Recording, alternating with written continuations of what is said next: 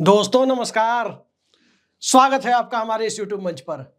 दोस्तों, बिहार में कुछ बड़ा होने जा रहा है और बड़ा बजट सत्र के दरमियान ही हो जाए। जो कल से शुरू हो रहा है बजट सत्र, कोई आश्चर्य नहीं होना चाहिए। आश्चर्य इसलिए भी नहीं होना चाहिए क्योंकि नीतीश कुमार की पार्टी अब निर्णायक मोड़ पर आकर खड़ी हो गई है।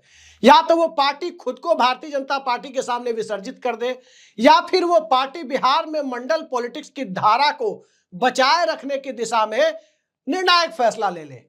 अब दरअसल सियासत वहीं आकर खड़ी हो गई है, और जब सियासत वहां आकर खड़ी हो गई है तो लालू यादव और नीतीश कुमार के आगे राजद की तरह जनता दल यूनाइटेड में देखने की प्रक्रिया भी शुरू हो गई है। आखिर जेडीयू चाहती क्या है? इस बात में कोई शक नहीं कि जनता दल यूनाइटेड में दो धाराएं हैं। एक धारा सेकुलर पॉलिटिक्स करना चाहती है, मंडल पॉलिटिक्स करना चाहती है, और दूसरी धारा कमंडल पॉलिटिक्स के साथ चलने में उसे कोई दिक्कत नहीं है। और ये दो धाराएं कैसे एक साथ एक नेता के अधीन को एग्जिस्ट कर रही है, साहचर्य के साथ ये दोनों धाराएं चलती रही है। अब ये क्लाइमेक्स पर पहुंचता जा रहा है कि अंततः जनता दल यूनाइटेड को अपने अस्तित्व को बचाने के लिए, बिहार को भारतीय जनता पार्टी के फोल्ड में जाने से रोकने के लिए निर्णायक फैसले लेने की तरफ बढ़ना पड़ रहा है। आपने देखा होगा लगातार 2 दिन 2 इंटरव्यू, एक 1.5 मिनट का और एक तकरीबन 4-5 मिनट का, नीतीश कुमार के बेटे निशांत का। निशांत आमतौर पर राजनीतिक इंटरव्यू नहीं देते, लेकिन निशांत अब राजनीतिक मसलों पर बोल रहे हैं। राजनीति में आएंगे या नहीं आएंगे इस पर चुप्पी साध लेते हैं, सवालों को टाल जाते हैं, खारिज नहीं करते ऐसे सवालों को। लेकिन बिहार की जनता से 43 सीटों पर जिसने जेडीयू को धकेल दिया था, उससे अब 43 से ज्यादा की मांग खुलकर कर रहे हैं। मांग तो वो एनडीए से भी कर रहे हैं और मांग बिहार की जनता और कार्यकर्ताओं से भी कर रहे हैं। लेकिन इन सब के बीच प्रधानमंत्री नरेंद्र मोदी को लेकर बहुत उत्साह नहीं दिखा रहे और लालू यादव को अंकल बताने में कोई कोताही नहीं बरत रहे, और वहीं तेजस्वी यादव निशांत को अपना भाई बताने में कोई कोताही नहीं बरत रहे। तो क्या ये याराना अगली पीढ़ी में जा रहा है? जो लालू यादव और नीतीश कुमार का याराना है, भाई समान दोस्त का बेटा तेजस्वी यादव, ये नीतीश कुमार ने विधानसभा में कहा था। तो अब लालू यादव, जिनके लिए नीतीश कुमार भाई समान है, क्या उनके बेटे निशांत कुमार के लिए रेड कारपेट बिछाने की तैयारी है? दरअसल जब से बिहार में कैबिनेट विस्तार हुआ है और उस कैबिनेट विस्तार के बाद की परिस्थितियों को देखें तो जितने मलाईदार पद, जितने बड़े मंत्रालय, बड़े विभाग माने जाते हैं, उनमें से अधिकांश भारतीय जनता पार्टी के कोर वोटर, सवर्णों और मारवाड़ी समाज के लोगों के पास जाकर के वहां पर एक तरह से फ्रीज कर दिए गए हैं। उसके बाद अब बिहार में जो धारणा बनी है, धारणा यही कि भाजपा ब्राह्मणों बनियों की पार्टी है, सवर्णों और बनियों की पार्टी है। इस तरह की जो धारणा बनी है, इस धारणा के बाद नीतीश कुमार के पास अब अपनी राजनीति करने के लिए ज्यादा सुविधाजनक हालात पैदा हो गए। लेकिन सवाल है कि क्या नीतीश कुमार की पार्टी में लोग नीतीश कुमार के उस संभावित रुख से सहमत हैं जिसमें वो राष्ट्रीय जनता दल के साथ जाकर खुलकर सेकुलर पॉलिटिक्स करें और 2 साल बिहार का नेतृत्व करें और फिर 2027-28 में तेजस्वी यादव को सीएम और निशांत को डिप्टी सीएम बनाकर बरास्ते राज्यसभा दिल्ली पहुंच जाए? क्या इसके लिए एक सहमति बन गई है जनता दल यूनाइटेड में? लगता तो नहीं है। और खासकर विधान परिषद और राज्यसभा वाले जो लोग हैं, वो लोग कतई इसके लिए तैयार नहीं है। लेकिन याद रखिए, सरकारें विधानसभा और विधान परिषद और राज्यसभा से नहीं बनती, सरकारें लोकसभा और विधानसभा से बनती है। जो बात खुलकर निशांत कुमार कह रहे हैं कि नीतीश कुमार को सीएम कैंडिडेट एनडीए का घोषित कर दिया जाना चाहिए, वो बात अशोक चौधरी क्यों नहीं कह रहे? वो बात संजय झा क्यों नहीं कह रहे? वो बात ललन सिंह क्यों नहीं कह रहे? वो बात विजय चौधरी क्यों नहीं कह रहे? ये सब बातें एक साथ आकर के वहीं रुक जाती है कि आखिर भारतीय जनता पार्टी के दबाव में तो कहीं ये लोग नहीं हैं कि अपने नेता की पैरोकारी करने में पीछे छूट रहे हैं। और सवाल जनता दल यूनाइटेड के विधायक दल का है, जो विधायक दल मंडल पॉलिटिक्स की धारा से निकला हुआ है, जिसे जाति गणना के बाद भी पिछड़े वर्गों, अल्पसंख्यकों, महादलितों का वोट चाहिए, लौकुश समीकरण के दायरे में वोट चाहिए, वो धारा भारतीय जनता पार्टी की आज की राजनीति के साथ कितनी खुश है। बिहार की राजनीति के बारे में जब हम चर्चा कर रहे हैं तो लगातार 2 दिन निशांत के जो बयान आए, उन बयानों में 2 बातें निकलकर सामने आई। पहली बात कि नीतीश कुमार सीएम कैंडिडेट हो, पुरजोर वकालत इसकी, और दूसरी बात कि निशांत कुमार के मन में या नीतीश परिवार के भीतर नरेंद्र मोदी और उनके चेहरे को लेकर कोई खास उत्साह नहीं है। जरा 2 दिन पहले का उनका याद कीजिए कि क्या कहा था उन्होंने, जब लाडले मुख्यमंत्री नीतीश कुमार को कहकर प्रधानमंत्री मोदी ने भागलपुर में संबोधित किया, और वही सवाल जब निशांत के सामने रखा गया तो निशांत ने क्या कहा, गठबंधन में है तो बोलना ही पड़ेगा, न गठबंधन में है तो बोलेंगे ही। और कल जब पूछा गया उनसे कि प्रधानमंत्री मोदी पसंद हैं तो गठबंधन में है तो पसंद ही है, ये जवाब कोई मजा हुआ राजनीतिक ही दे सकता है, जिसमें ना तो नरेंद्र मोदी के एग्जिस्टेंस को, ना तो नरेंद्र मोदी के भारतीय जनता पार्टी और एनडीए के अंदर उनकी उपयोगिता को डिनाई किया गया, ना ही उसे खारिज किया गया, और ना ही उसको लेकर उत्साह दिखाया गया। गठबंधन में है तो कर रहे हैं, कहने का मतलब तो यही निकलता है, नहीं होते तो नहीं करते। लेकिन जरा लालू यादव वाले सवाल का जवाब देखिए कि वो तो अंकल हैं, उनके पिता के साथ साथ काम कर चुके हैं, लंबे समय से साथ है, तो क्या यह साथ आगे भी बना रहेगा। दरअसल बिहार विधानसभा का बजट सत्र कल यानी 28 फरवरी से शुरू हो रहा है। 29 फरवरी और 1 मार्च इन 2 दिनों तक कोई काम नहीं होगा। शनिवार और रविवार को आमतौर पर सदन चलता नहीं है, लेकिन 3 मार्च को बजट पेश किया जाएगा बिहार का। तो क्या 29 और 1 के बीच भी बिहार में कुछ संभावना बन रही है? क्योंकि जिस तरह से मंत्रिमंडल विस्तार हुआ, 7 के 7 मंत्री भारतीय जनता पार्टी के खेमे के बनाए गए, उसके बाद जनता दल यूनाइटेड को अपने कोर वोटर और कार्यकर्ताओं को भी मैसेज देने में दिक्कत हो रही है, क्योंकि जमीन पर तो मैसेज यही जा रहा है कि भारतीय जनता पार्टी बिहार की सत्ता पर लगभग कब्जा कर चुकी है, लगभग कब्जा कर चुकी है, यह मैसेज जा रहा है। तो क्या इस मैसेज से जनता दल यूनाइटेड का भविष्य बचेगा? दरअसल कांग्रेस पार्टी ने भी एक सर्वे टीम बिहार भेजी थी, और उस सर्वे टीम दक्षिण के एक रणनीतिकार के नेतृत्व में भेजी गई थी। मेरे पास जो उस सर्वे टीम की सर्वे के बारे में जानकारी मिली है अंदरूनी सूत्रों के हवाले से, वो जानकारी थोड़ी नींद उड़ाने वाली है। उस जानकारी के मुताबिक भारतीय जनता पार्टी 80 से 85 सीटें जीत रही है, और लोक जनशक्ति पार्टी 15 से 18 सीटें जीत रही है।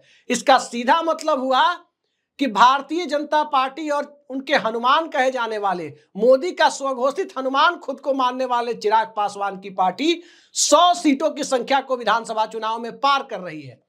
तब आता है उपेंद्र कुशवाहा का नंबर, तब आता है जीतन राम मांझी का नंबर, और तब आता है निर्दलीय और छोटे दलों के विधायकों का नंबर कि भारतीय जनता पार्टी सरकार बनाने का न्योता हासिल करने के बाद फिर इतने छोटे छोटे खेमों से बहुमत का जुगाड़ तो कर ही लेगी।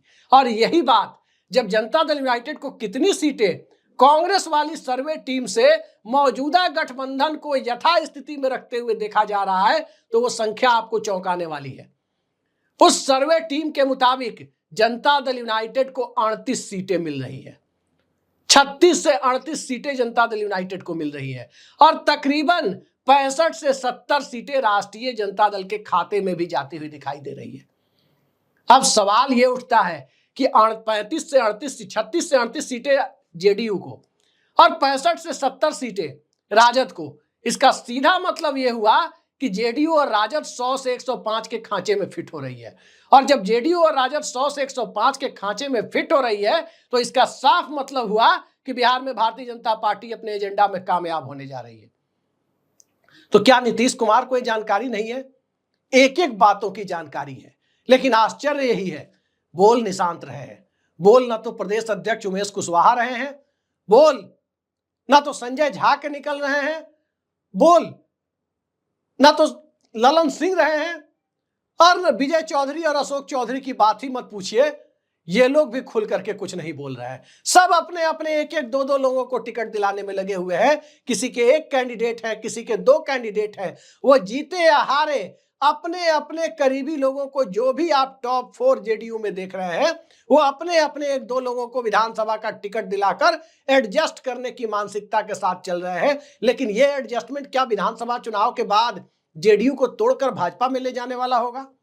एक बड़े खेमे को भाजपा के बहुमत के लिए इंतजाम करने की दिशा में बढ़ाने वाला कदम होगा?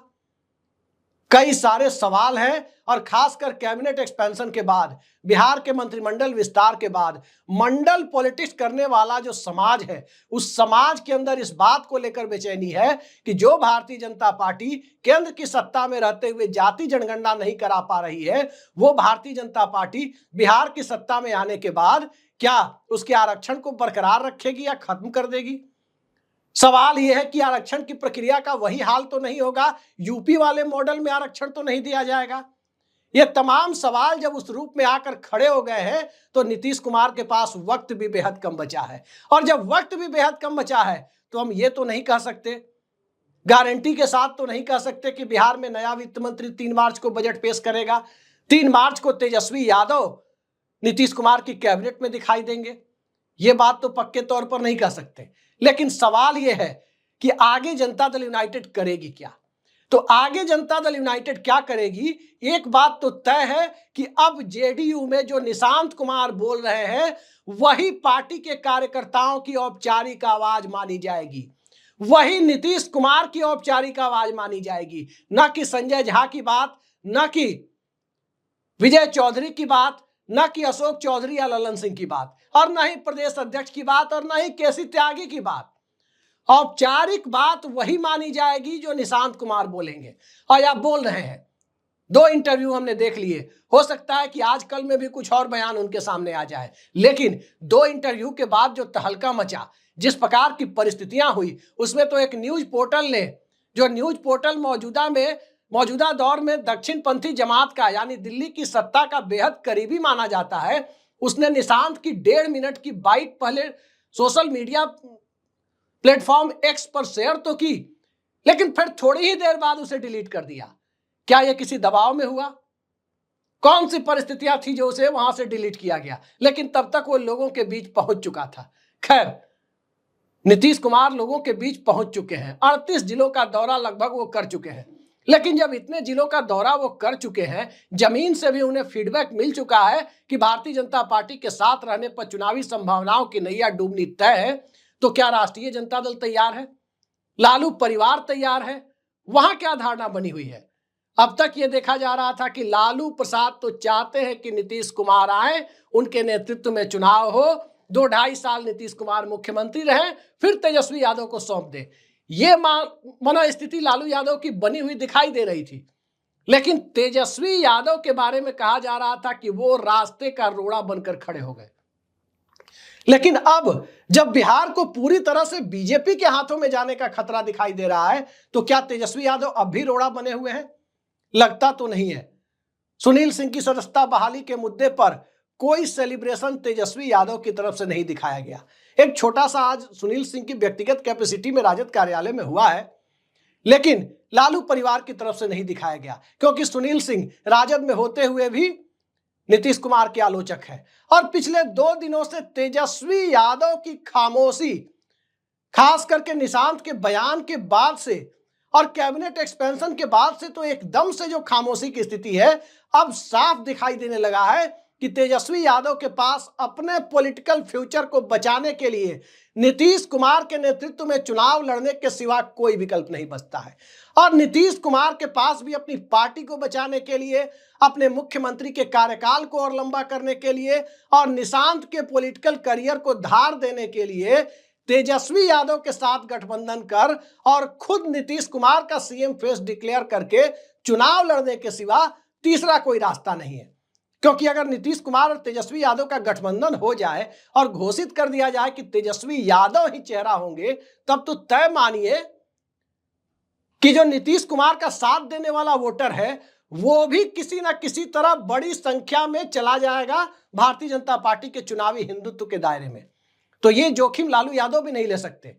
और तेजस्वी यादव को मुगालते में रखने के लिए कुछ गोदी चैनल के गोदियों के द्वारा कोई ए वोटर, सी वोटर, बी वोटर, छी वोटर, थू वोटर, उठा वोटर, पटक वोटर, तमाम तरह के जो आप देखते हैं अलग अलग वो सर्वे, उन सर्वे में दिखाया जा रहा है, कल मैंने भी एक देखा था, उन सर्वे में अचानक से दिखाया जाने लगा कि 41% लोग चाहते हैं बिहार में कि तेजस्वी यादव मुख्यमंत्री बने, 18% चाहते हैं नीतीश कुमार बने और 15% चाहते हैं कि प्रशांत किशोर बने।